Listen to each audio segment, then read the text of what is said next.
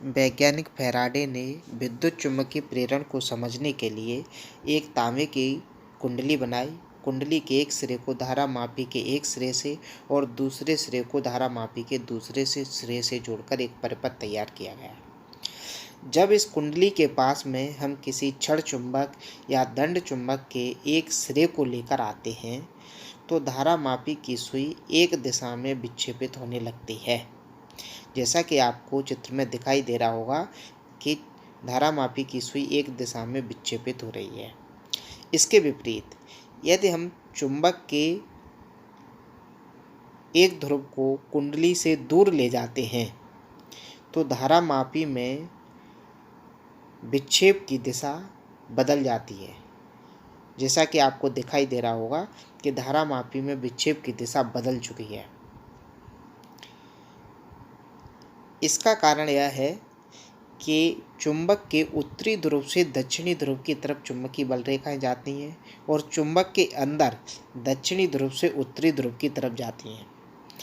तो जब हम चुंबक के एक सिरे को कुंडली के पास ले जाते हैं तो कुंडली से गुजरने वाली चुंबकीय बल रेखाओं की संख्या में परिवर्तन होता है और यह परिवर्तन वृद्धि के रूप में होता है। जब चुंबकीय बल रेखाओं की संख्या में परिवर्तन होता है, इसका मतलब कुंडली से बद्ध चुंबकीय फ्लक्स के मान में परिवर्तन हो रहा है।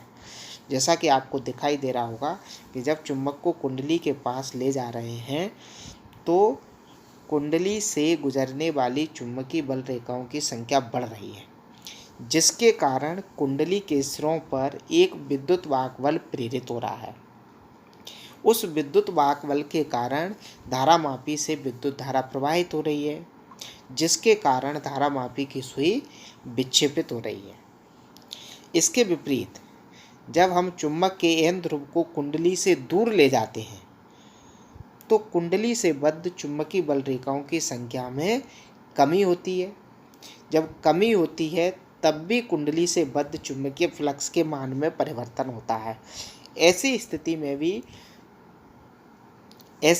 में भी कुंडली के सिरों के मध्य एक विद्युत वाहक बल प्रेरित होता है, जिसके कारण इसमें विद्युत धारा प्रवाहित होती है।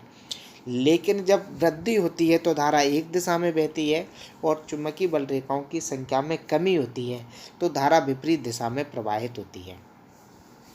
अब देखिए, हमने इस कुंडली के बगल में एक और कुंडली बनाई है जिसमें हम विद्युत धारा प्रवाहित कर रहे हैं एक सेल की सहायता से। जब इस कुंडली में विद्युत धारा प्रवाहित करेंगे, जिसके कारण इस कुंडली के कारण भी एक चुंबकीय क्षेत्र क्रिएट होगा। जब इसके कारण इससे चुंबकीय क्षेत्र क्रिएट होगा तो इस कुंडली से भी चुंबकीय बल रेखाएं गुजरेंगी।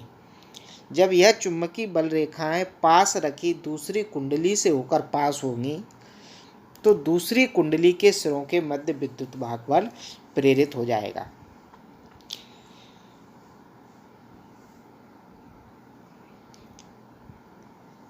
देखिए, इसमें ये धारा की जो दिशा है जिसके कारण इससे चुंबकीय बल रेखाएं निकल रही हैं। अब यह चुंबकीय बल रेखाएं दूसरी कुंडली से होकर भी गुजरती हुई आपको दिखाई दे रही हैं, जिसके कारण धारा मापी की सुई में एक दिशा में विक्षेप हो रहा है। धारा मापी की सुई में एक दिशा में विक्षेप आपको दिखाई दे रहा है। इसका मतलब भी यही हुआ कि जब कुंडली से बद्ध चुंबकीय फ्लक्स के मान में परिवर्तन होता है तो उस कुंडली के सिरों के मध्य विद्युत वाहक बल प्रेरित होता है और यदि परिपथ बंद है तो इस विद्युत वाहक बल के कारण उसमें विद्युत धारा प्रवाहित होती है। जैसा कि आप चित्र में दिखाई दे रहा होगा आपको कि एक कुंडली से जो चुंबकीय बल रेखाएं निकल रही हैं वो दूसरी कुंडली से होकर भी पास हो रही हैं। और यदि चुंबकीय बल रेखाओं की संख्या में जब तक परिवर्तन होता है तभी तक धारा प्रवाहित होती है। यदि चुंबकीय बल रेखाओं की संख्या में परिवर्तन होना बंद हो जाता है तो धारा का प्रवाह भी बंद हो जाता है। देखिए, यदि अब हम चुंबक को स्पीडली लेके आते हैं तो उससे बद्ध चुंबकीय फ्लक्स के मान में तेजी से परिवर्तन होता है, जिससे विद्युत धारा